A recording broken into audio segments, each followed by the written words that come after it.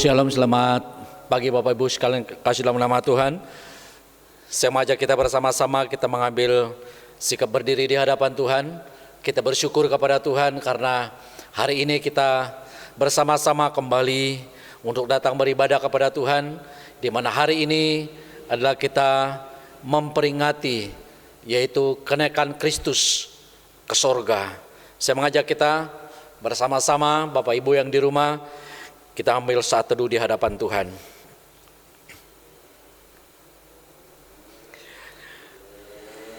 Firman Tuhan berkata demikian, Haleluya, pujilah Allah dalam tempat kudusnya, pujilah Dia dalam cakrawalanya yang kuat.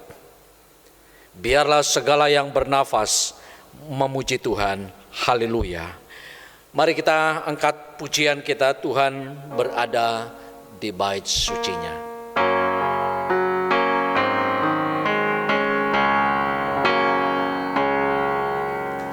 Tuhan berada di bait sucinya. Mari berlutut seluruh bumi di hadapannya,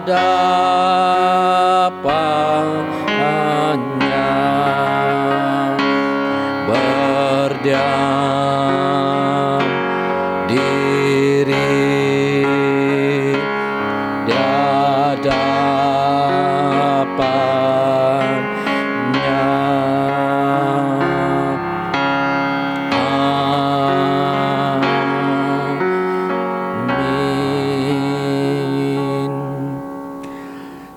Pertolongan kita adalah dalam nama Tuhan yang menjadikan kita, yang tetap setia untuk selama-lamanya dan tidak meninggalkan hasil perbuatan tangannya.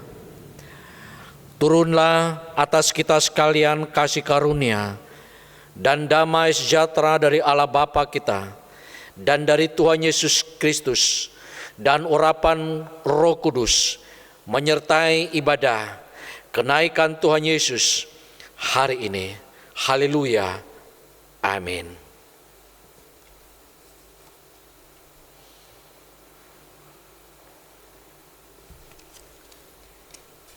Masih dengan sikap berdiri, kita akan bacakan ayat penuntun kita. Ayat penuntun kita pada hari ini terdapat dalam Roma pasal yang ke-12, ayat yang ke-12. Seperti biasa kita akan membacakannya 2 kali berturut-turut. 2, 3. Bersukacitalah dalam pengharapan, sabarlah dalam kesesakan, dan bertekunlah dalam doa. Bersukacitalah dalam pengharapan, sabarlah dalam kesesakan, dan bertekunlah dalam doa. Selanjutnya, mari kita memberi pujian hormat yang tertinggi kepada Allah Bapa Tuhan kita dengan mengangkat pujian PPK nomor 10, hormat bagi Allah.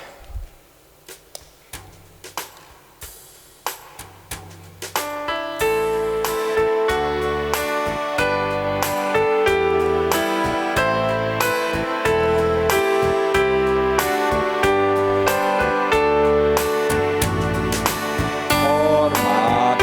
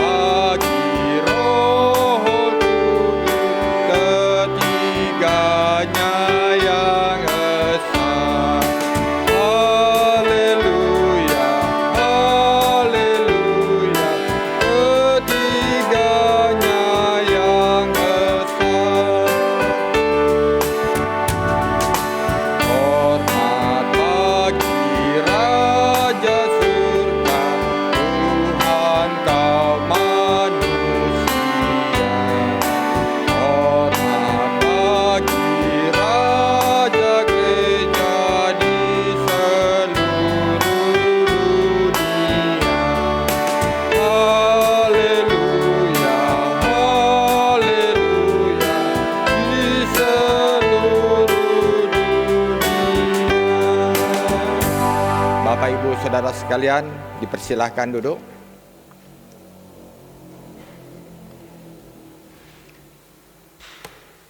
Selanjutnya saya beri waktu kita ngambil saat teduh, kita datang ke hadirat Tuhan, kita mohon ampun atas segenap dosa dan kesalahan kita.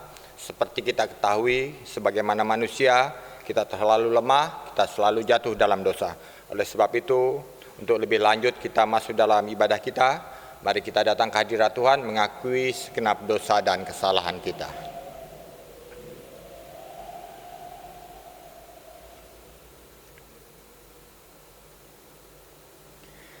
Ya Bapa yang bertahta dalam kerajaan surga, Bapa yang kami sembah dalam nama Tuhan kami Yesus Kristus, kami mengucap syukur dan berterima kasih atas pimpinan penyertaan Tuhan dalam segenap kehidupan kami. Saat ini kami datang ke hadirat-Mu ya Bapa, kami mengakui segenap dosa dan kesalahan kami, karena kami tahu tidak ada yang tersembunyi di hadapan-Mu. Semua sudah kami nyatakan segenap dosa dan kesalahan kami.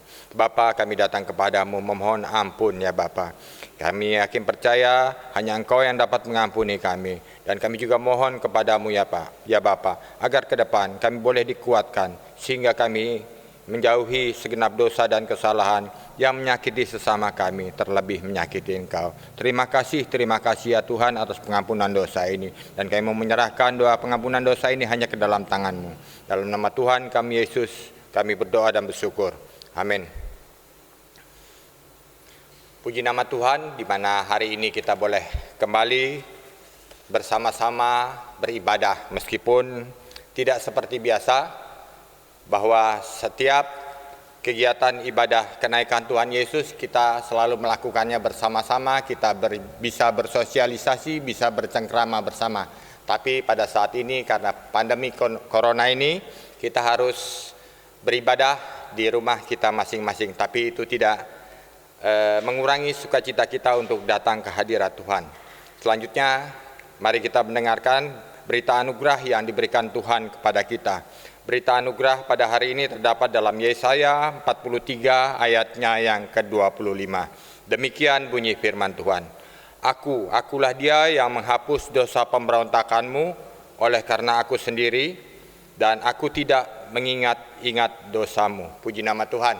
Itulah janji yang diberikan Tuhan kepada kita, bahwa Tuhan akan mengampuni setiap dosa-dosa kita dan tidak akan mengingat setiap perbuatan salah kita.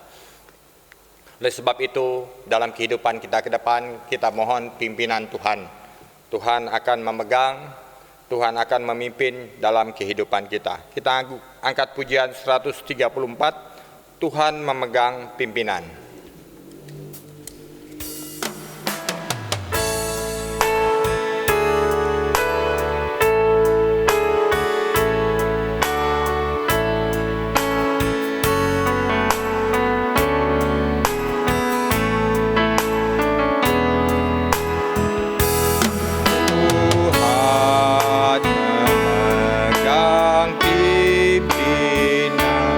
Dalam tiap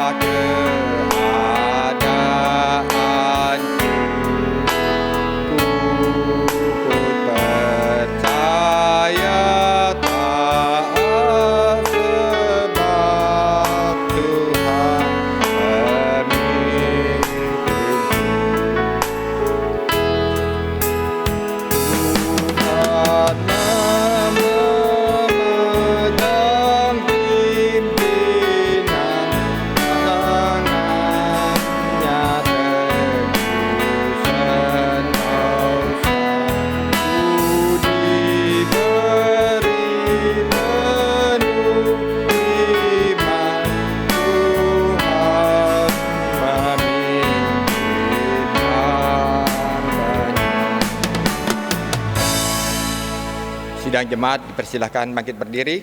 Selanjutnya sebagai orang yang percaya, kita akan mengikrarkan pengakuan iman rasuli. Pengakuan iman rasuli. Aku percaya kepada Allah, Bapa yang Maha Kuasa, Khalik langit dan bumi, dan kepada Yesus Kristus, Anaknya yang tunggal Tuhan kita, yang dikandung daripada Roh Kudus, lahir dari anak darah Maria, yang menderita sengsara di bawah pemerintahan Pontius Pilatus, disalibkan, mati dan dikuburkan, turun ke dalam kerajaan maut. Pada hari yang ketiga, bangkit pula dari antara orang mati, naik ke sorga, duduk di sebelah kanan Allah, Bapa yang Maha Kuasa, dan dari sana Ia akan datang untuk menghakimi orang yang hidup dan yang mati. Aku percaya kepada Roh Kudus, gereja yang kudus dan am, persekutuan orang kudus, pengampunan dosa, kebangkitan orang mati, dan hidup yang kekal. Amin. Sidang jemaat sekalian dipersilakan duduk kembali.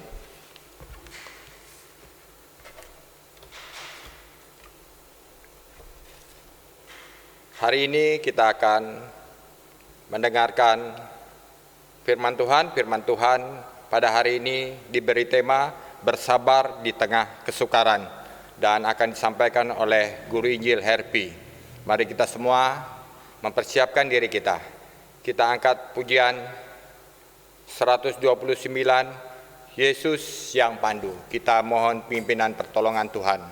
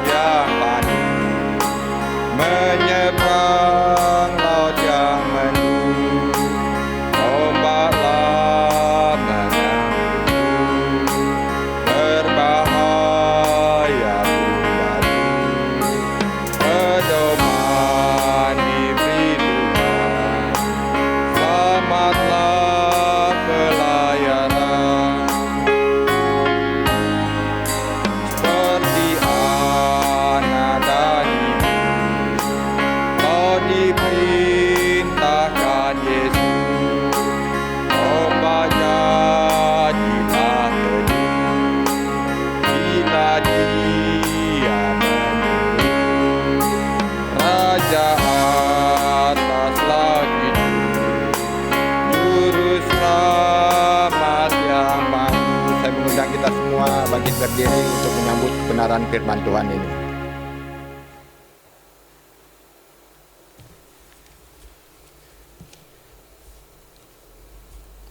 Mari kita satu dalam doa, kita berdoa. Tak putus-putusnya kami senantiasa mengucap syukur dan berterima kasih untuk semua kebaikan Tuhan, untuk kasih dan cinta Tuhan, bahkan kesetiaan Tuhan dalam kehidupan kami. Terkadang kami sebagai manusia tidak mampu untuk bisa melakukan yang terbaik bagi Tuhan. Terkadang kami sebagai manusia lalai untuk bisa melakukan apa yang Tuhan mau. Bahkan kami semua jauh daripada standarnya Tuhan. Namun Engkau begitu mengasihi kami, sehingga hari ini pun kami masih lagi diberikan kesempatan oleh Tuhan untuk bisa bersama-sama, meskipun di rumah kami masing-masing, untuk mendengar dan belajar lagi firman Tuhan.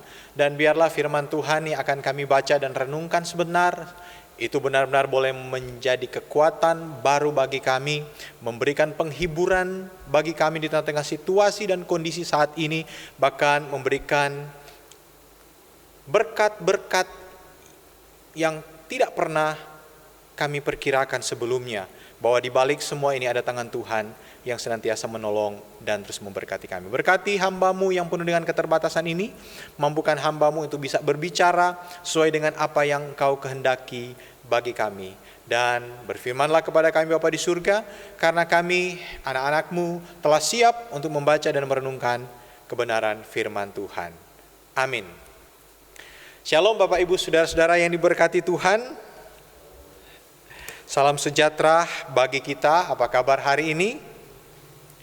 Saya yakin dan percaya di tengah-tengah situasi dan kondisi saat ini tidak mengurangi sukacita kita di hadapan Tuhan, karena kita tahu bahwa kasih karunia dan sukacita Tuhan itu akan senantiasa mewarnai kehidupan kita, apapun bentuknya, apapun yang kita hadapi, tapi kita yakin dan percaya Tuhan tidak pernah meninggalkan kita, dan kasih karunia Tuhan itu, sukacita Tuhan itu akan terpancar dari kehidupan kita. Seperti khotbah yang disampaikan oleh Pak Pendeta pada minggu yang lalu, bahwa di tengah situasi dan kondisi kita harus senantiasa bersukacita, muka kita harus ceria, meskipun memang tidak menutup kemungkinan bahwa situasi saat ini membuat kita khawatir, takut, dan lain sebagainya. Dan kita pun meyakini mengapa kita harus bersukacita, karena sekali lagi sukacita itu tidak dapat dibatasi oleh keadaan apapun, tidak dapat dipengaruhi oleh keadaan apapun. Kita senantiasa bersukacita bahkan di keadaan sulit sekalipun. Namun apa mau dikata, secara manusia situasi yang saat ini sedang terjadi membuat kita bertanya-tanya, kapan ini akan berakhir? Awalnya hanya 14 hari karantina di rumah masing-masing, saya pun ikut karena kebetulan saya baru dari pemohon. Kemudian tambah lagi sampai akhir bulan, 1 bulan. Tapi sampai saat ini sudah berjalan kurang lebih 2 bulan lamanya, tapi situasi dan saat ini masih tetap sama, belum ada kabar baiknya. Aslinya keadaan belum bertambah baik. Kita bisa melihat di mana-mana terjadi lockdown. Kemudian social distancing, bahkan juga physical distancing terus dikumandangkan. Beberapa bandara ditutup, bahkan kita tahu bersama harga bahan pokok pun saat ini mulai naik. Tentunya hal ini mempengaruhi kehidupan kita sebagai manusia. Sekali lagi pasti ada rasa takut, pasti ada rasa khawatir, apalagi pemberitaan itu di mana-mana itu selalu bertemakan tentang corona. Dan tentunya kita sebagai manusia, kita pun seharusnya tahu perkembangan tersebut, sehingga kemudian kita bisa mengantisipasi setiap kemungkinan yang bisa saja terjadi dalam kehidupan kita. Kalau kita tertutup, maka kita nggak bisa tahu apa yang sedang terjadi saat ini. Nah, Bapak Ibu yang diberkati Tuhan, kemudian juga kita bisa melihat di mana-mana orang teriak, bagaimana dengan kebutuhan hidup saya? Bagaimana dengan pekerjaan saya? Bagaimana dengan studi anak-anak saya? Sekolah kan diliburkan dan lain sebagainya.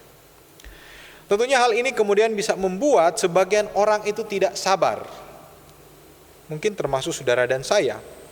Tidak mau lagi peduli dengan himbauan yang disampaikan oleh pemerintah, bahkan agama, bahkan gereja, yang membuat persoalan yang dihadapi bukan hanya kita, tetapi seentero dunia ini semakin hari kelihatannya semakin sulit untuk diatasi. Pertanyaannya adalah bagaimana kita sebagai orang Kristen? Bagaimana dengan kita orang yang percaya kepada Kristus? Masihkah kita bersabar di tengah-tengah situasi dan kondisi yang saat ini kita alami? Atau malah justru kita yang bisa dikatakan jadi biang masalah karena justru kita tidak sabar. Nah, Bapak Ibu yang diberkati Tuhan, di momen kenaikan Yesus Kristus, kita akan sama-sama belajar lagi firman Tuhan. Seperti biasanya, seperti yang disampaikan oleh Pak Diaken tadi, Pak Denny, biasanya kalau ibadah perayaan, biasanya kita di luar, kita main game bersama-sama, tarik tambang, ataupun ada game-game yang lain, ada kebersamaan, ada sukacita, saling menyapa satu dengan lain. Tapi situasi saat ini berbeda. Tetapi sekali lagi saya menyampaikan itu tidak akan mengurangi rasa bersyukur kita kepada Tuhan, karena kita meyakini apapun yang terjadi dengan situasi apapun itu tidak akan pernah mengurangi kasih karunia Tuhan, berkat Tuhan yang ingin Tuhan nyatakan dalam kehidupan kita. Mari Bapak Ibu Saudara-saudara, saya mengajak Bapak Ibu Saudara-saudara untuk membaca firman Tuhan yang terdapat atau yang saya ambil dalam Yakobus 5 ayat 7 sampai ayatnya yang ke-11. Yakobus pasal 5 ayat 7 sampai ayatnya yang ke-11. Saya akan membacakannya buat Bapak Ibu Saudara-saudara, dan Bapak Ibu Saudara-saudara yang ada di rumah dapat menyimaknya di dalam Alkitabnya masing-masing. Lembaga Alkitab Indonesia memberikan tema bersabar dalam penderitaan. Karena itu saudara-saudara, bersabarlah sampai kedatangan Tuhan. Sesungguhnya petani menantikan hasil yang berharga dari tanahnya, dan ia sabar sampai telah turun hujan musim gugur, dan hujan musim semi. Kamu juga harus bersabar dan harus meneguhkan hatimu, karena kedatangan Tuhan sudah dekat. Saudara-saudara, janganlah kamu bersungut-sungut dan saling mempersalahkan, supaya kamu jangan dihukum. Sesungguhnya hakim telah berdiri di ambang pintu. Saudara-saudara, turutilah teladan penderitaan dan kesabaran para nabi yang telah berbicara demi nama Tuhan. Sesungguhnya kamu menyebut mereka berbahagia, yaitu mereka yang telah bertekun. Kamu telah mendengar tentang ketekunan Ayub, dan kamu telah tahu apa yang pada akhirnya disediakan Tuhan baginya, karena Tuhan Maha Penyayang dan penuh belas kasihan. Puji Tuhan, Bapak Ibu Saudara-saudara, demikian pembacaan firman Tuhan. Dan kemudian juga kita akan melihat di dalam 1 Samuel pasal 13 ayat 1 sampai 22. Tetapi saya tidak akan membaca teks ini secara keseluruhan, dan saya berharap nanti Bapak Ibu Saudara-saudara di rumah bisa membaca teks keseluruhan ini. Tapi di dalamnya saya akan menceritakan inti dari kisah dari yang ditulis dari Samuel pasal 13 ayat 1 sampai ayatnya yang ke-22. Saya akan membaca hanya ayat 13 saja yang berkata, kata Samuel kepada Saul, perbuatanmu itu bodoh, engkau tidak mengikuti perintah Tuhan Allahmu yang diperintahkannya kepadamu. Sebab sedianya Tuhan mengokohkan kerajaanmu atas orang Israel untuk selama-lamanya. Ayat 14, tetapi sekarang kerajaanmu tidak akan tetap. Tuhan telah memilih seorang yang berkenan di hatinya, dan Tuhan telah menunjuk dia menjadi raja atas umatnya, karena engkau tidak mengikuti apa yang diperintahkan Tuhan kepadamu. Bapak Ibu Saudara-saudara yang diberkati Tuhan, sekali lagi yang berbahagia adalah orang yang membaca firman Tuhan, merenungkan firman Tuhan, dan mempraktekkan setiap kebenaran firman Tuhan di dalam kehidupannya sehari-hari. Tema firman Tuhan pada hari ini bersama di tengah kesukaran. Mungkin Bapak Ibu Saudara-saudara yang diberkati Tuhan mungkin melihat kok tema-tema minggu bulan Mei ini kayaknya penuh dengan pergumulan. Situasi di tengah-tengah, ada tengah pergumulan, tantangan, tengah-tengah kuati krisis. Dan saat ini juga kita masih membahas hal yang sama, yaitu bersabar di tengah kesukaran. Sekali-sekali harusnya berbicara tentang berkat atau hal yang mensukacitakan, karena situasi saat ini kita butuh hal seperti itu. Sekali lagi Bapak Ibu bersabarlah, nanti ada waktunya kita akan membahas tentang hal tersebut. Tapi saat ini kita diminta untuk sedikit bersabar. Bapak Ibu Saudara-saudara yang diberkati Tuhan, suatu kali di ruang kelas biologi, seorang guru sedang memperlihatkan kepada anak didiknya bagaimana proses keluarnya kupu-kupu dari kepompong. Anak-anak yang baru pertama kali melihat proses ini begitu antusias melihat detik demi detik proses yang dialami, proses demi proses, bagaimana kemudian kupu-kupu itu keluar dari kepompong. Sang guru kemudian memerintahkan atau meminta anak-anak untuk tidak menyentuh kupu-kupu tersebut selama proses dia keluar dari kepompong. Kemudian sang guru keluar kelas. Bapak Ibu Saudara-saudara yang berkati Tuhan, anak-anak itu kemudian melihat dengan teliti bagaimana kemudian kupu-kupu itu keluar dari kepompong tersebut. Mereka awalnya melihat, waduh, kok kupu-kupu ini kelihatannya kesulitan untuk bisa keluar dari kepompong. Badannya berusaha menggeliat ke sana kemari, terus-menerus tapi akhirnya tidak menunjukkan hasil yang begitu berarti. 10 menit berlalu, hanya yang kelihatan adalah sayap dari kupu-kupu tersebut. Tapi anak-anak tersebut melihat masih saja kupu-kupu tersebut itu kesulitan untuk bisa keluar dari cengkraman kepompong tersebut. Kemudian tanpa diketahui oleh guru yang memberikan mata pelajaran tersebut, anak-anak itu kemudian membantu kepompong tersebut dengan dalih bahwa mereka itu kasihan melihat kupu-kupu tersebut susah payah untuk keluar dari cangkang atau dari kepompong tersebut, sehingga mereka kemudian satu kelas memutuskan untuk bisa menolong kupu-kupu tersebut. Kemudian mereka mengambil pisau, mengambil cutter, dan memotong sebagian daripada kepompong tersebut, sehingga kemudian kupu-kupu tersebut bisa bebas keluar dari kepompong. Kemudian kupu-kupu tersebut berusaha untuk mengepak-ngepakkan sayapnya, namun di sini mereka hanya melihat bahwa kupu-kupu tersebut penuh dengan kelemahan dan dia tidak bisa terbang sama sekali. Beberapa saat kemudian masuklah sang guru biologi tersebut. Kemudian dia melihat bahwa kupu-kupu tersebut sudah tergeletak di atas meja. Sembari ia tersenyum, dia menyatakan kepada anak-anak tersebut, siapa yang membantu kupu-kupu tersebut keluar daripada kepompongnya. Kemudian dengan bangga semua anak-anak yang ada di ruang kelas tersebut mengatakan, kami melihat merasa kasihan dengan kupu-kupu tersebut sehingga kami memutuskan untuk bisa membantu kupu-kupu tersebut. Namun sang guru kemudian menjelaskan kepada anak-anak tersebut bahwa kupu-kupu tersebut tidak akan pernah terbang untuk selama-lamanya.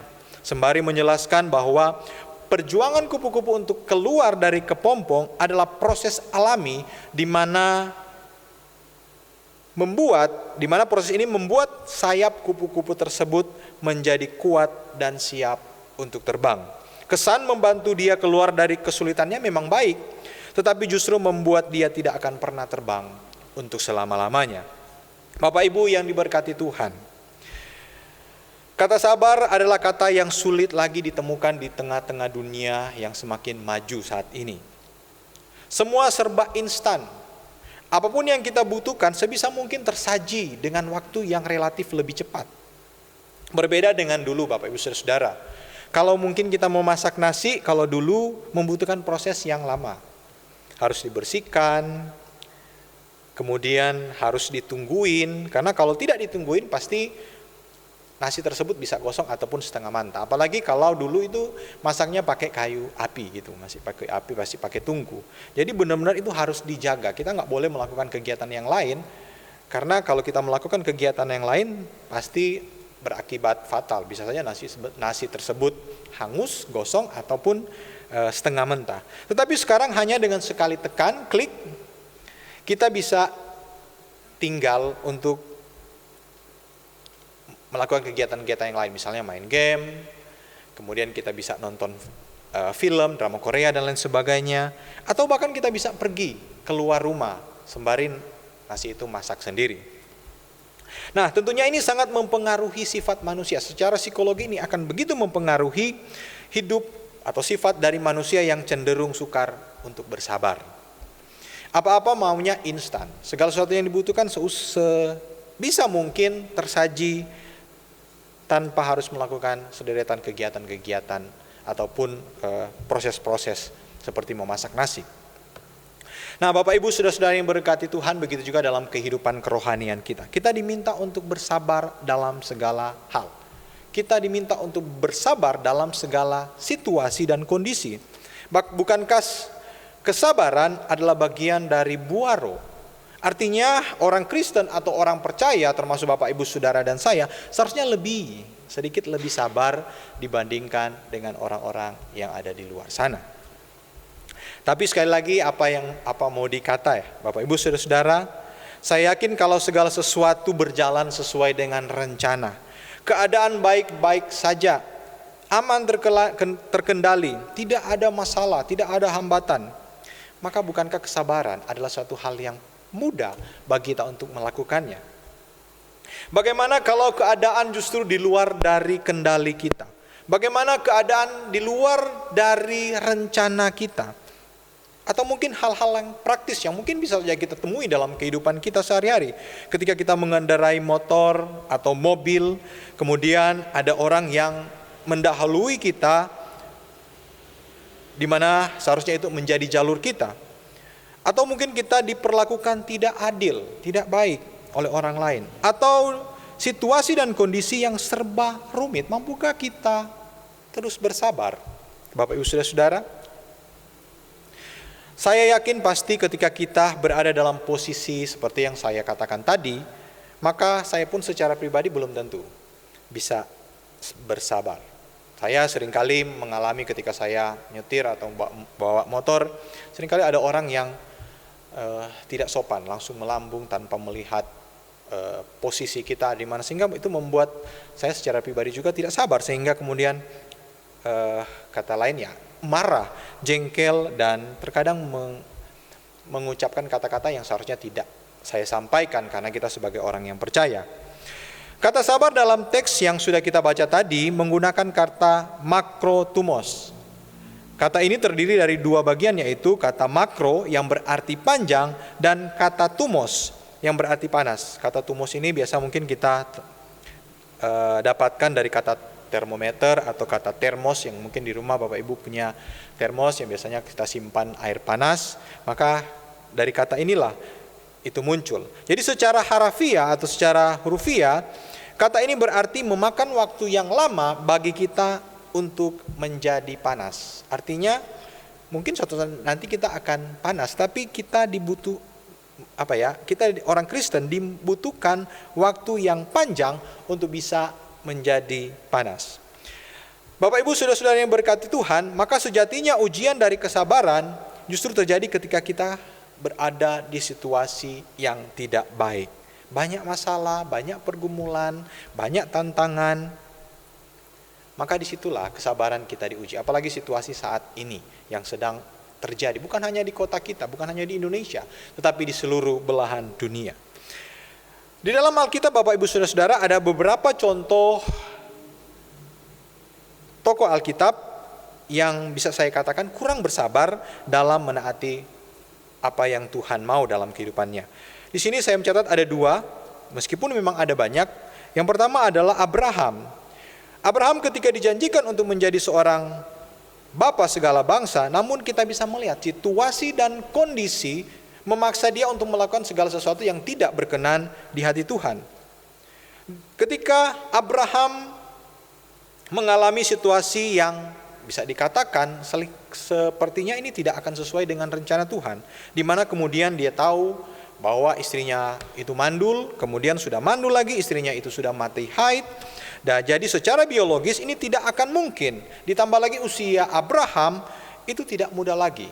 Bahkan setiap hari, setiap tahun usianya semakin bertambah. Tapi Tuhan berjanji untuk menjadikan dia bapa segala bangsa. Akhirnya kemudian dia mengambil sebuah tindakan, menyetujui apa yang menjadi usul dari istrinya Sarah untuk bisa menghampiri atau menikahi gundiknya. Dan pada akhirnya kita tahu bersama bahwa akhirnya Tuhan menyatakan apa yang dijanjikan, bahwa Abraham kemudian memiliki anak dari istrinya yang sah, yaitu Sarah. Kemudian ada Yakub, di mana kisah Yakub menceritakan tentang persengkokolan antara Yakub dengan ibunya yang mencuri hak kesulungan dari kakak Esau hanya dengan semangkok buah merah, kacang merah. Mungkin ini kita tahu peristiwa ini. Padahal tanpa mencuri sekalipun, bukankah Yakub akan menjadi tuan terhadap kakaknya? Karena kita tahu kisah sebelumnya bahwa ketika mereka masih dalam kandungan, Tuhan sudah berpesan bahwa yang adik yang akan menjadi tuan terhadap kakaknya. Kedua tokoh ini memiliki kemiripan Bapak Ibu Saudara-saudara, sama-sama mendapatkan berkat khusus daripada Tuhan. Abraham mendapat berkat untuk menjadi bapa segala bangsa, sedangkan Yakub mendapat berkat untuk bisa menjadi tuan bagi kakaknya atau mendapatkan hak kesulungan. Namun mereka sama-sama kurang mengerti. Mereka sama-sama kurang bersabar untuk bisa menantikan apa yang Tuhan janjikan dalam kehidupan mereka. Sekali lagi, situasi dan kondisi membuat atau menjadi pemicu bagi mereka untuk bisa melakukan tindakan-tindakan yang tidak sesuai dengan kebenaran firman Tuhan. Maka Bapak Ibu Saudara-saudara yang diberkati Tuhan, melalui pembacaan firman Tuhan yang kita ambil dalam Yakobus tadi, Yakobus pasal 5 ayat 7 sampai ayat 11, maka kita akan belajar dari Yakobus. Kita akan belajar dari firman Tuhan ini. Apa yang Tuhan mau dalam kehidupan kita? Apa yang perlu kita koreksi dalam kehidupan kita? Yang pertama di sini kita bisa melihat bahwa Yakobus menginginkan kita, atau firman Allah menginginkan kita untuk belajar dari seorang petani. Apa maksudnya Bapak Ibu Saudara bagi kita? Yang pertama, ada waktu. Ada masa di mana benih itu ditanam sampai pada waktu panen. Yang kedua, keadaan di luar kendali kita. Setelah benih ditanam, kita tidak dapat berbuat apa-apa lagi selain menunggu. Dan kita tidak mungkin memaksa benih itu tumbuh cepat daripada semestinya. Kemudian yang ketiga adalah melakukan hal positif. Sambil menunggu benih tersebut tumbuh, maka kita diminta untuk merawat, kita diminta untuk membersihkan, ataupun memberikan pupuk, ataupun melakukan hal yang lain. Nah, Bapak Ibu yang diberkati Tuhan, terkadang dalam kehidupan kita, Tuhan menghadapkan kita pada situasi dan kondisi yang tidak baik menurut pemikiran manusia. Seperti yang kita hadapi mungkin saat ini. Atau mungkin Bapak Ibu mengalami pergumulan yang lain. Mengalami pergumulan dengan keluarga, dengan tetangga, mengalami pergumulan dengan usaha pekerjaan atau lain sebagainya. Maka dari teks ini kita mau belajar seperti petani yang senantiasa selalu bersabar. Ada waktu tertentu yang Tuhan tetapkan bagi kita, sama seperti menunggu masa-masa panen. Yakinlah kalau Tuhan mengizinkan ini, Tuhan mengizinkan kita memulai hal ini, maka yakinlah satu saat nanti pada akhirnya, gak mungkin itu akan terjadi terus-menerus. Ada momen tertentu di mana terjadi di luar dari kendali kita. Contohnya situasi saat ini. Siapa sih yang bisa meramalkan atau kemudian mengatakan bahwa suatu saat nanti semua kota-kota yang ramai itu akan sepi? Siapa sih yang sebenarnya sudah meramalkan bahwa satu saat nanti semua toko-toko besar, semua mal besar itu akan ditutup? Siapa sih yang pernah mengimpikan bahwa satu saat nanti semua kota itu akan lockdown, akan ditutup sehingga akses masuk keluar itu dibatasi? Tentunya tidak ada satu manusia pun yang pernah mengatakan hal itu tersebut akan terjadi. Sesuatu itu terjadi di luar kendali kita. Sama seperti seorang petani kemudian menunggu proses pertumbuhan dari benih yang dia tanam. Tidak mungkin ketika kita kemudian menanam, misalnya nanam durian misalnya, mungkin dengan cara di stek atau mungkin di cara apalah, mungkin dari bijinya atau gimana. Tidak mungkin ketika kita tanam, kita nunggu di depan benih tersebut atau di depan pohon tersebut yang sudah di stek, sambil pegang parang terus kita katakan, awas loh, kamu harus nunggu cepat, kalau tidak saya parang. Tentunya tidak, kita tetap harus menunggu. Sesuatu terjadi dari luar dari apa yang kita mau. Sesuatu terjadi di luar dari kendali kita. Dia akan bertumbuh demi proses dan kita tidak akan mungkin bisa mengurangi ataupun menambah proses dari pertumbuhan dari benih yang kita tanam tersebut. Kemudian kita diminta seperti seorang petani, di tengah-tengah situasi dan kondisi saat ini, kita diminta untuk melakukan hal yang positif. Mungkin mengadakan perawatan, atau mungkin kita memberikan pupuk, menyirami atau lain sebagainya. Kalau mungkin memang hujan tidak datang, ya maka kita harus mengairi setiap benih yang kita tanami agar itu dapat bertumbuh dengan optimal. Begitu juga dalam situasi kondisi saat ini. Mungkin kita hanya diminta untuk diam, duduk di rumah.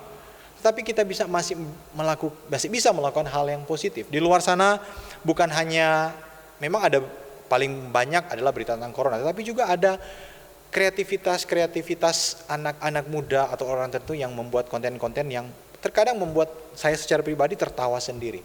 Kreatif mereka. Di tengah-tengah situasi saat ini mereka membuat juk-juk tertentu, memberikan konten-konten prank tertentu yang tentunya sifatnya membangun dan memberikan hiburan bagi kita. Maka itulah yang harus kita lakukan. Artinya dalam kehidupan kita sebagai orang Kristen, ya belajarlah sungguh-sungguh, belajar firman Tuhan, merenungkan firman Tuhan tiap hari agar senantiasa kita benar-benar boleh bertumbuh dan semakin hari semakin mencintai Tuhan. Yang kedua, kita belajar sabar seperti para nabi. Kita tahu bersama bahwa tugas para nabi adalah orang yang dipakai Tuhan untuk menyampaikan apa yang difirmankan Tuhan. Dan pastinya ketika menjalankan tugasnya, tidak semua orang menerima apa yang disampaikan oleh seorang nabi. Pastinya ada begitu banyak orang yang kemudian tersinggung dengan apa yang dikatakan oleh seorang nabi, karena kita tahu apa yang disampaikan nabi itu hanya bersifat menasihati, bersifat penghukuman, tetapi terkadang juga ada yang sifatnya memberikan penghiburan. Tetapi sebagian besar apa yang disampaikan oleh nabi itu lebih kepada penghukuman atau sesuatu yang akan menimpa seseorang. Maka saya yakin dan percaya orang-orang yang menerima pesan yang disampaikan oleh Ibrani pasti banyak yang tidak menerima. Kita tahu bangsa Israel ada bangsa yang tegar tengkuk, mereka ini keras kepala. Mereka tidak mau mendengarkan sesuatu yang disampaikan oleh Tuhan, apalagi yang disampaikan oleh para nabi. Sehingga sudah pasti ada banyak tantangan yang harus dialami oleh seorang nabi. Maka kita belajar bersabar seperti seorang nabi. Artinya, ketika situasi di sekitar kita ada begitu banyak orang-orang yang tidak sadar, orang-orang yang tidak mau berubah, maka dari sini kita mau belajar dari Yakobus bahwa kita harus terus bersabar. Ada orang-orang yang tidak mau berubah, maka kita harus bersabar. Bahkan di situasi saat ini terkadang membuat kita jengkel dengan sebagian orang yang tidak mengindahkan arahan dari pemerintah, dari agama, bahkan juga gereja. Sudah dibilang jangan ngumpul kalau hal itu tidak penting, masih saja ngumpul. Sudah dibilang tinggal di rumah saja, kalau mau keluar hal yang penting boleh, tapi kalau tidak penting mending di rumah saja. Atau mungkin ada hal-hal yang lain yang terjadi dalam kehidupan kita secara pribadi. Kita sudah berbuat baik terhadap orang lain, tetapi seringkali disalahartikan, dicurigai, bahkan sering dimarahin oleh orang lain. Maka firman Tuhan meminta kita untuk bersabar seperti Nabi. Meskipun ada penolakan, meskipun orang yang menerima pesan tersebut tidak bertobat sekalipun, seperti apa yang dialami oleh Yeremia. Tetapi dia tetap teguh untuk berpegang, dia tetap bersabar untuk bisa menyampaikan apa yang menjadi kehendak hati Tuhan. Dan yang ketiga, firman Tuhan di dalam Yakobus ini mengingatkan kita untuk senantiasa belajar dari ketekunan Ayub. Belajar mengerti maksud Tuhan di tengah-tengah situasi yang sulit. Ayub harus mengalami proses yang tidak mudah di dalam hidupnya. Ini sudah disinggung oleh Pak Pendeta pada minggu yang lalu. Bukankah Ayub itu adalah orang yang benar di mata Tuhan? Dia ada orang yang taat. Minimal saya menemukan hanya 2 orang yang dikatakan benar di mata Tuhan, yaitu Nabi Nuh dan kemudian Ayub. Tetapi kita bisa melihat mengapa Ayub justru mengalami kesulitan, bahkan kesukaran yang luar biasa. Kita tahu bersama dia kehilangan anak-anaknya. Dia kehilangan harta bendanya. Istrinya bukan mendukung dia tapi mengutuk dia. Teman-temannya yang awalnya mendukung dia tapi akhirnya melihat dia ini kayaknya orang gila. Tetapi dia tetap teguh. Bahkan kita lihat dia pun mengalami sakit penyakit yang luar biasa. Sampai dia harus menggaruk-garukkan tubuhnya dengan batu. Bapak Ibu saudara-saudara yang berkati Tuhan, kurang apa lagi kalau kita bisa melihat peristiwa kesukaran yang dialami oleh Ayub. Namun di sini Yakobus mau belajar kita tekun, belajar sabar bagi kita melalui Ayub. Meskipun situasi dan kondisi di luar dari apa yang Ayub inginkan, bahkan mungkin dia tidak mengerti mengapa hal ini harus terjadi, tetapi dia terus bersabar. Kalau Bapak Ibu saudara-saudara membaca teks dari Ayub secara keseluruhan, maka kita bisa melihat bahwa dari ayat 1 sampai ayat 37 Tuhan itu tidak ngomong apa-apa sama Ayub. Tuhan itu tidak memberikan penghiburan ketika dia mengalami kesukaran demi kesukaran secara langsung kepada Ayub. Nanti setelah Ayub mengalami itu semua, pada pasal 38 barulah Tuhan ngomong kepada Ayub. Bapak Ibu yang diberkati Tuhan, mungkin kita berpikir, Ayub kan itu orang baik sekali lagi. Kenapa harus mengalami hal tersebut? Namun di sini kita belajar dari Ayub. Ayub tetap sabar, Ayub tetap tekun. Meskipun kesukaran-kesukaran yang ia alami, sekalipun dia tidak mengerti mengapa hal itu terjadi. Bapak Ibu saudara-saudara yang berkati Tuhan, bukankah akhir-akhir ini kita melihat dan mendengar bahwa ada begitu banyak tim medis yang berjuang di garis depan dalam menangani COVID-19. Yang kemudian mereka ini justru menjadi korban, bahkan tidak sedikit dari mereka yang mati, Bapak Ibu saudara-saudara. Bapak Ibu saudara-saudara yang diberkati Tuhan, mengapa hal ini terjadi? Mungkin kita bertanya, mereka kan orang baik. Mereka berjuang demi kemanusiaan, tetapi mengapa mereka harus menerima konsekuensi? Bahkan mereka ada yang mati. Bukankah yang harus atau lebih pantas menerima ini adalah para koruptor misalnya, para penjahat, pembunuh, mereka yang suka bikin onar. Tetapi kenapa bukan mereka? Bahkan kita juga mendengar sebuah peristiwa yang luar biasa terjadi di Papua, di Jayapura, di mana ada orang yang begitu setia, ada orang yang begitu baik untuk melakukan kebaikan. Seorang pilot yang harusnya menjadi korban ketika dia berusaha untuk memberikan kebaikan, mengantar logistik, mungkin mengantar bahan makanan dari satu tempat ke tempat yang lain, dari Sentani, akhirnya harus mengalami kecelakaan dan harus mati. Mungkin bagi kita ini nggak adil, dia akan melakukan kebaikan. Kenapa dia harus mengalami hal tersebut? Nah, Bapak Ibu yang diberkati Tuhan, terkadang dalam hidup kita mengalami hal-hal sulit yang mungkin sulit kita untuk mengerti. Ada yang bergumul, ada yang mengalami sakit penyakit, masalah-masalah keluarga, pekerjaan, usaha, dan lain sebagainya. Mungkin kita mulai membuat perhitungan dengan Tuhan, mengapa hal ini terjadi? Saya kan sudah pelayanan, saya ini sudah memberikan yang terbaik bagi Tuhan. Saya ini orang yang rajin bergereja. Saya ini orang yang rajin memberikan perpuluhan bagi Tuhan. Saya ini orang yang rajin membaca dan merenungkan kebenaran firman Tuhan. Tetapi mengapa saya harus mengalami kesukaran demi kesukaran dalam hidup saya ataupun keluarga saya? Maka Yakobus mengajarkan kita untuk meneladani atau belajar dari ketekunan Ayub. Meskipun dia tidak mengerti mengapa hal itu terjadi, tapi dia meyakini bahwa ada tangan Tuhan yang tidak pernah meninggalkan dia. Bahkan di saat dia disuruh untuk mengutuki Tuhannya oleh istrinya, karena dia mengalami pergumulan yang berat, dia mengatakan, masa kita hanya mau menerima yang baik dari Tuhan, sedangkan yang buruk tidak? Dan yang terakhir, kita belajar dari pengalaman Raja Saul yang dicatat di dalam 1 Samuel 13 ayat 1 sampai 22. Saya tidak akan membaca teks ini. Namun kisah ini menceritakan bagaimana Saul tidak sabar dalam menunggu kedatangan Nabi Samuel untuk mempersembahkan korban kepada Allah, yang semestinya dilakukan oleh Nabi Samuel.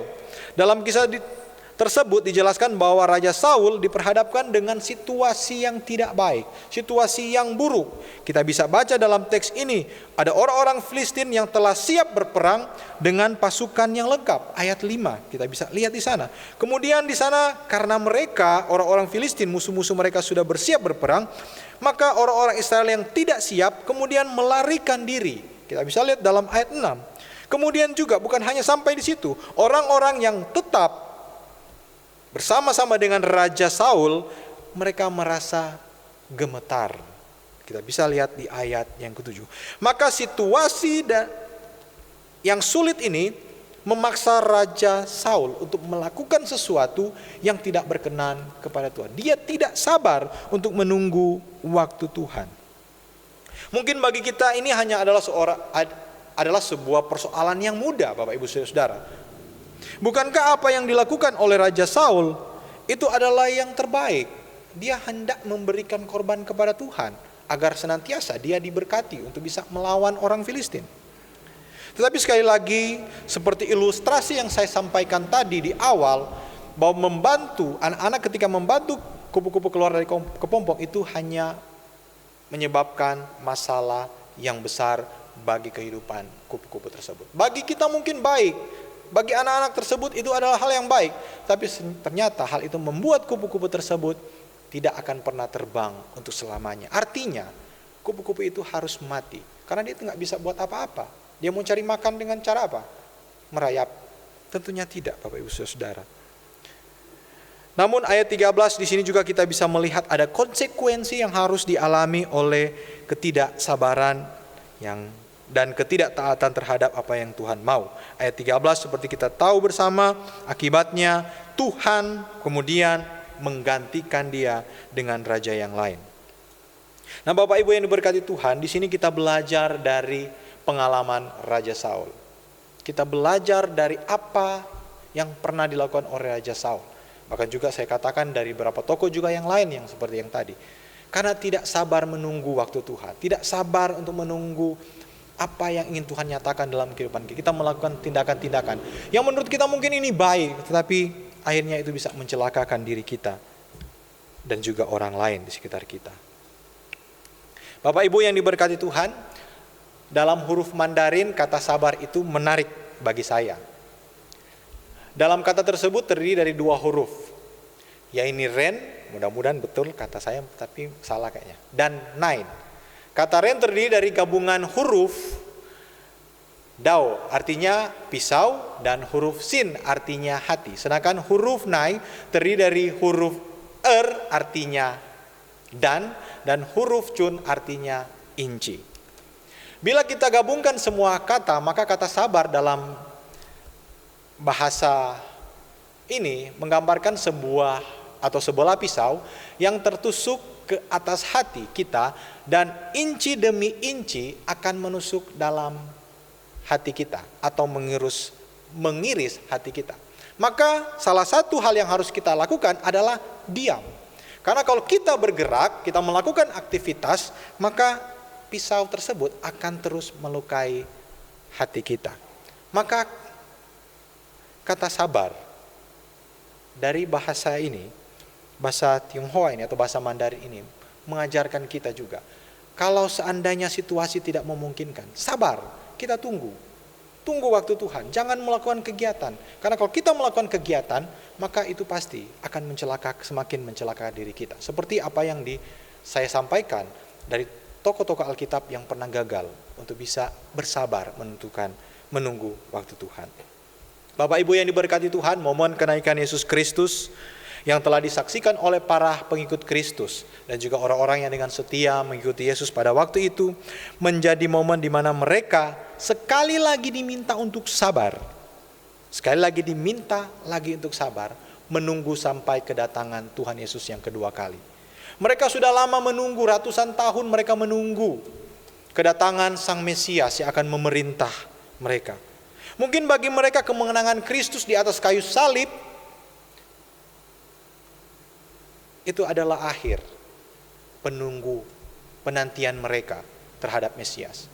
Ketika Kristus bangkit, maka ini adalah saat yang ditunggu-tunggu. Setiap nubuatan yang disampaikan oleh para nabi digenapi.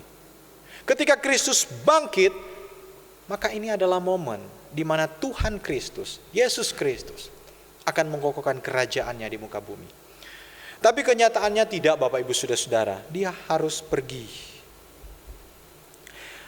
Dan Tuhan Kristus, Yesus Kristus, memberikan pesan kepada mereka. Seperti yang kita tahu dalam peristiwa amanat agung. Bahkan juga dalam Kisah Para Rasul 1 ayat 8. Tuhan memberikan mereka tugas tanggung jawab. Mereka harus berjuang demi Injil kerajaan surga. Dan mereka diminta untuk bersabar lagi sampai kedatangan Kristus kembali. Bukan dengan situasi yang aman, bukan dengan situasi yang damai, tetapi kita tahu bersama terjadi penganiayaan yang begitu luar biasa di masa berkembangnya kekristenan mula-mula. Ada begitu banyak orang yang harus dikorbankan. Bahkan kita tahu bersama semua para rasul itu harus mati, syahid atau mengalami sesuatu yang luar biasa dalam akhir hidup mereka. Begitu juga dengan keadaan kita saat ini, Bapak Ibu Saudara-saudara. Di momen kenaikan Yesus Kristus, Tuhan mengajarkan kita untuk sedikit bersabar dan menantikan setiap jawaban Tuhan terhadap persoalan-persoalan hidup. Bukan hanya persoalan corona, tetapi sekali lagi dengan persoalan hidup kita secara pribadi, keluarga, ataupun usaha dan pekerjaan kita. Yakin segala sesuatunya pasti ada ujungnya, seperti seorang petani menunggu hasil panen. Tidak peduli sampai kapan, teruslah bersabar. Karena firman Tuhan mengajarkan kepada kita bahwa kita tidak akan pernah sendiri. Minggu lalu sudah dijelaskan bahwa mata Tuhan tertuju kepada kita. Ketika Tuhan mengizinkan kita untuk ada dalam momen-momen ini, yakinlah Tuhanlah yang akan memberikan kekuatan bagi kita. Hanya kita diminta untuk bersabar, sembari mencari makna dari setiap peristiwa kehidupan kita. Mencari makna dari setiap pergumulan yang kita alami. imani dengan sungguh-sungguh bahwa Tuhan sedang membawa kita dalam sebuah sejarah. Saya yakin ini akan menjadi sejarah, di mana kita orang-orang Kristen, Bapak Ibu Saudara-saudara, yang ada di tempat ini maupun yang di rumah, ikut di dalamnya, terlibat dalam coronavirus ini. Dan ini juga mengajarkan kepada dunia, kepada kita secara pribadi, sebagai orang Kristen, bahwa betapa kecilnya kita manusia dibandingkan dengan Tuhan yang besar. Hanya dengan virus yang kasat mata, ini bisa menjadikan suatu persoalan yang besar. Bisa melumpuhkan segala sesuatu yang ada di bumi ini. Bahkan perekonomian mulai turun dan sebagainya. Ini menyadarkan kita bahwa kalau Tuhan, sekali lagi, seperti apa yang disampaikan oleh seorang pemazmur, Tuhan memalingkan wajahnya sedetik saja, maka kita tidak dapat berbuat apa-apa. Firman Tuhan melalui Yakobus, bahkan juga kita bisa melihat dalam 1 Samuel, mengajarkan kita untuk senantiasa bersabar, menantikan setiap jawaban doa. Jangan bertindak apa-apa, jangan melakukan sesuatu yang konyol. Teruslah berharap kepada Tuhan, karena kita meyakini dalam iman bahwa ini terjadi atas izin Tuhan dalam kehidupan kita. Kiranya Tuhan Yesus memberkati kita semua. Amin. Bapa di surga, kami mengucap syukur dan kami berterima kasih untuk semua kebaikan Tuhan yang sudah mengizinkan kami untuk bisa membaca dan merenungkan kebenaran firman Tuhan. Bagaimana kami diajarkan untuk bisa menjadi seperti seorang petani di tengah-tengah situasi dan kondisi yang ada. Ada waktu di mana kami harus menunggu. Ada waktu di mana terjadi di luar dari kemampuan kita, di luar dari kendali kehidupan kita. Kita harus belajar dari para nabi. Bagaimana ada orang-orang di sekitar kami yang menjengkelkan, yang tidak mau berubah. Bahkan kita juga mau belajar dari Ayub yang dengan tekun menerima setiap apa yang Tuhan izinkan, sekalipun itu sulit untuk dimengerti. Bahkan kami pun bisa melihat dari bagaimana pengalaman seorang Raja Saul yang melakukan sesuatu yang tidak berkenan daripada Tuhan, yang akhirnya memberikan hukuman bagi dia karena ketidaksabarannya. Terima kasih Tuhan, biarlah firman Tuhan ini akan terus menguatkan kami, memberikan penghiburan bagi kami, dan senantiasa menguatkan iman percaya kami, bahkan juga menyembuhkan bagi kami yang sakit. Terima kasih Tuhan, biarlah firman Tuhan yang sudah disampaikan ini akan terus tertanam dalam hati kami. Meskipun dengan sederhana dan mungkin sulit dimengerti, biarlah firman Tuhan ini melalui perantaraan Roh Kudus yang akan terus menjelaskan dalam hati dan pikiran kami, sehingga kami semakin hari semakin mengerti apa yang Tuhan maksudkan dalam kehidupan kami. Dalam anak-Mu Yesus Kristus kami berdoa dan kami mengucap syukur. Amin.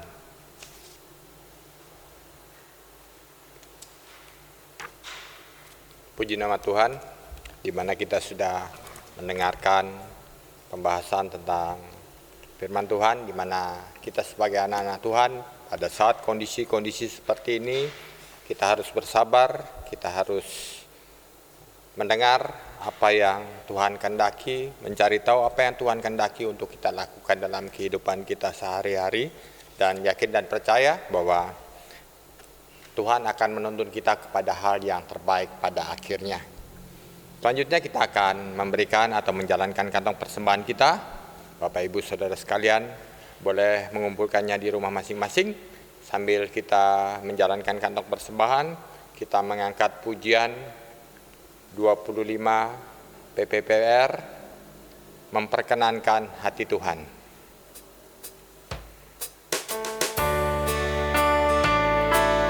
Kita mau hidup percuma.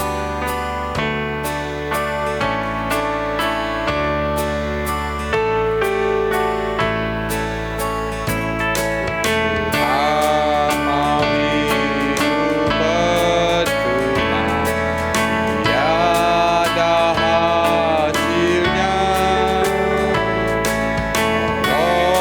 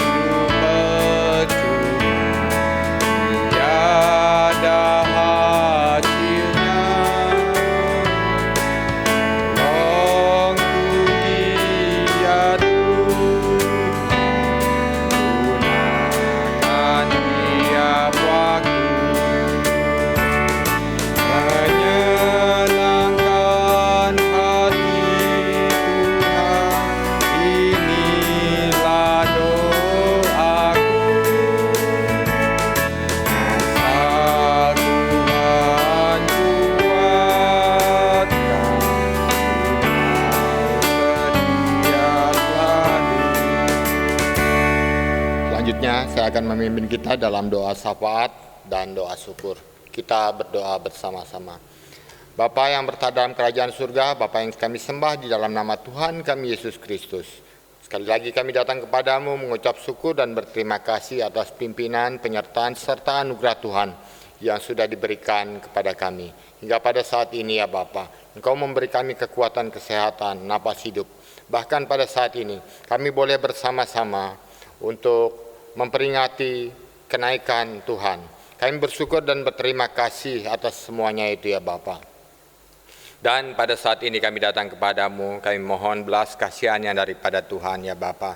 Tuhan, tolonglah kami ya Bapa. Pada saat-saat seperti ini, bukan hanya kami yang berada di sini, tapi seluruh umat manusia yang ada di seluruh permukaan bumi ini. Kami terpuruk ya Bapa. Kami terkena pandemi daripada corona. Kami mohon Tuhan tolong, Tuhan bukakan jalan. Tuhan, biarlah Engkau memberkati setiap orang-orang yang berpotensi untuk boleh mendapat obat untuk antivirus ini. Tuhan juga menyertai mereka, Tuhan memberkati mereka, sehingga mereka boleh mendapatkan vaksin yang mujarab yang untuk membawa kesembuhan kepada orang-orang yang terkena virus ini. Saat ini kami datang dan berdoa untuk para pemimpin, terkhusus yang ada di Indonesia ini ya Bapak, mulai daripada Presiden, Gubernur, segenap petinggi daripada wilayah maupun kota-kota dan daerah-daerah yang ada. Kami mau menyerahkan mereka semua ya Bapak. Banyak daripada kami ya Bapak terdampak pandemi ini, di mana kehidupan kami bertambah susah, di mana kami atau banyak dari kami tidak dapat mencukupi kebutuhan kehidupan kami sehari-hari. Oleh sebab itu ya Bapak, uluran tangan daripada pemerintah yang menolong mereka, Engkau memberkati ya Bapak. Biarlah pertolongan-pertolongan ini tepat pada waktunya dan tepat guna ya Bapak, tepat pada sasaran ya Bapak. Engkau memberkati segenap aparat yang membagikan bantuan ini ya Bapak. Juga Engkau tolong kami semua ya Bapak, apabila kami berkenan untuk membantu, biarlah kami juga boleh mengulurkan tangan pengasihan seperti Engkau mengasihi kami. Biarlah kami juga boleh menolong mereka semua. Terima kasih ya Bapak. Kami pun terus berserah ya Bapak untuk kami semua yang terdampak ini, khususnya untuk mereka-mereka yang sudah terjangkiti, bahkan mungkin dari keluarga mereka ada yang telah berpulang ke rumah Bapak karena virus ini. Tuhan, kami mohon juga penghiburan yang daripadamu, kekuatan yang daripadamu. Dan bagi mereka yang sekarang masih dalam proses penyembuhan, kami juga mau menyerahkan ke dalam tangan Tuhan, khususnya anak-anak Tuhan. Biarlah untuk kesembuhan mereka hanya bersandar kepada Tuhan semata. Terima kasih ya Bapak. Khusus juga untuk para aparat medis, Engkau juga memberkati mereka dengan kekuatan kesehatan dengan hikmat yang daripadamu ya Bapak, sehingga melalui mereka tangan Tuhan boleh sampai kepada pasien-pasien dan banyak pasien yang boleh disembuhkan. Terima kasih ya Tuhan, kami mau menyerahkan semuanya ini ke dalam tangan Tuhan. Saat ini kami juga berdoa ya Bapak untuk pergumulan daripada semua kami di gereja ini. Bapak, pada saat-saat ini kami jarang ke gereja, kami tidak bisa berkumpul dan bersama-sama dalam ibadah, bahkan dalam persekutuan yang ada di gereja. Tuhan tolong kami ya Bapak. Meskipun kami tidak melakukan itu semua, tapi bolehlah kami semakin hari semakin rindu, semakin kuat di dalam iman kerohanian kami. Tolonglah kami ya Bapa. Dengan karena ini semua, jangan jauhkan kami daripadamu ya Bapa. Terima kasih ya Bapa. Tolonglah iman kerohanian kami agar hari lepas hari semakin bertumbuh. Terima kasih ya Tuhan atas semuanya itu.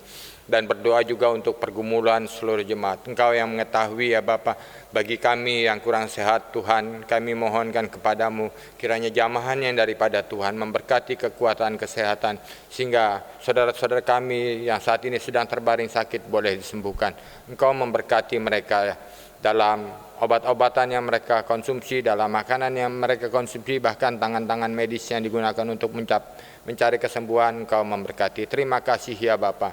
Dan juga bagi mereka yang mungkin saat ini terdampak karena pekerjaan mereka yang tidak bisa terus dijalankan, Tuhan juga tolong, biarlah Engkau juga membukakan jalan bagi mereka, sehingga mereka mendapat pekerjaan, mereka mendapat berkat-berkat yang daripadamu untuk mencukupi kebutuhan finansial mereka. Terima kasih ya Bapa. Dan bagi kami yang sudah Engkau berkati dengan usaha pekerjaan, maupun kami yang bekerja, Tuhan tolonglah kami untuk bertanggung jawab terhadap apa yang Kau berikan, apa yang Kau sudah berikan kepada kami sehingga semuanya itu boleh mencukupi kebutuhan kehidupan kami, bahkan juga memberkati orang yang ada di sekitar kami. Terima kasih ya Tuhan.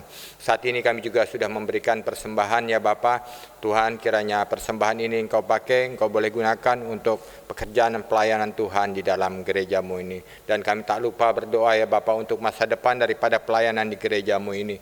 Engkau memberkati setiap anak-anak Tuhan, para hamba Tuhan yang melayani, bahkan setiap aktivis gereja. Biarlah melalui mereka berkat-berkat Tuhan boleh disampaikan melalui gereja ini, sehingga gereja Tuhan ini semakin hari semakin Kau pakai untuk kemuliaan nama Tuhan semata. Terpujilah nama-Mu ya Tuhan. Di dalam nama Tuhan kami Yesus kami berdoa, bersyukur dan berserah. Amin.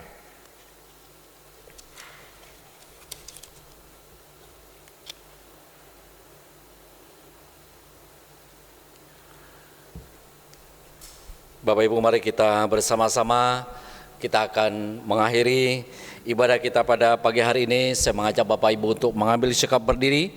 Mari kita menaikkan pujian Allah Tritunggal doksologi, kita terima berkat Tuhan dan kita pujikan pujian Amin Song.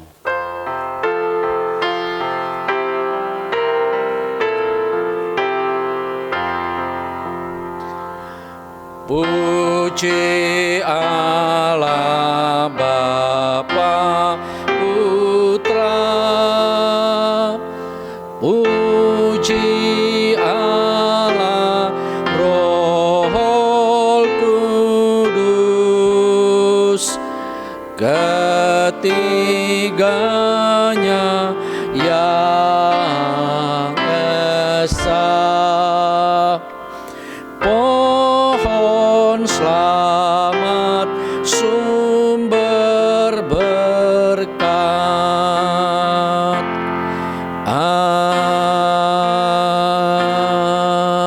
Amin. Saudara-saudaraku yang terkasih dalam nama Tuhan, mari kita bersama-sama mengarahkan seluruh hati dan pikiran kita kepada Tuhan. Mari dalam kehidupan pribadi kita tetap bersabar dalam segala kesesakan, bahkan dalam segala kesukaran. Belajar daripada petani, belajar dari kesetiaan para nabi, belajar dari ketekunan Ayub, bahkan juga kesalahan daripada Saul. Tuhan memberikan orang-orang ini kepada kita supaya kita belajar dari mereka.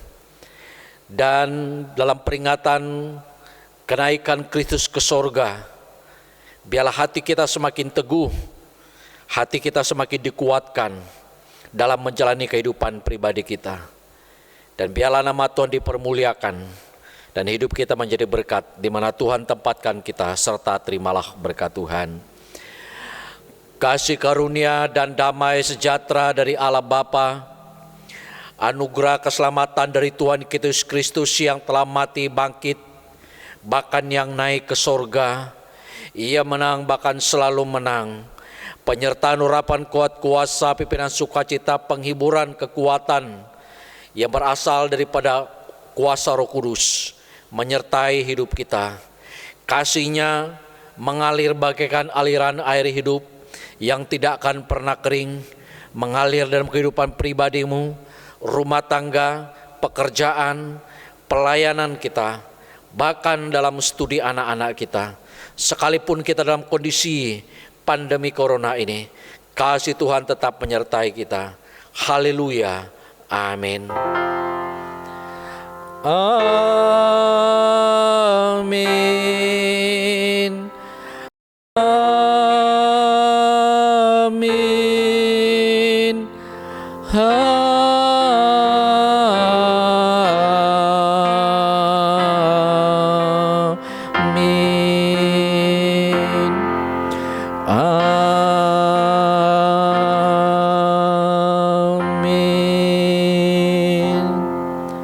Silakan duduk. Saat teduh ibadah selesai, Tuhan Yesus memberkati dan selamat memperingati hari kenaikan Kristus. Shalom.